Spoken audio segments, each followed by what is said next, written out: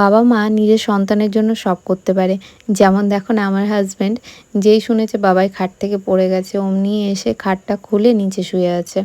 তো আমরা কাল থেকেই নিচেই শুচ্ছি। আর এদিকে দেখছো ঢাকা দিয়ে সমস্ত কিছু যে ঢাকা, এগুলো হচ্ছে আমসত্ত্ব দিয়েছি। চলো পরে তোমাদেরকে দেখাচ্ছি। এখন বাজে দেখলেই তো 7:30, সকাল 7:30, এবং আমরা রেডি হয়ে পড়েছি। এখন আমরা যাচ্ছি ভোট দিতে।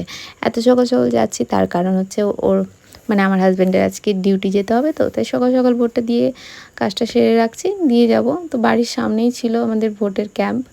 তো দেখলেই তো লাইনও ছোট ছিল, টুক করে গিয়ে দিয়ে চলে আসলাম।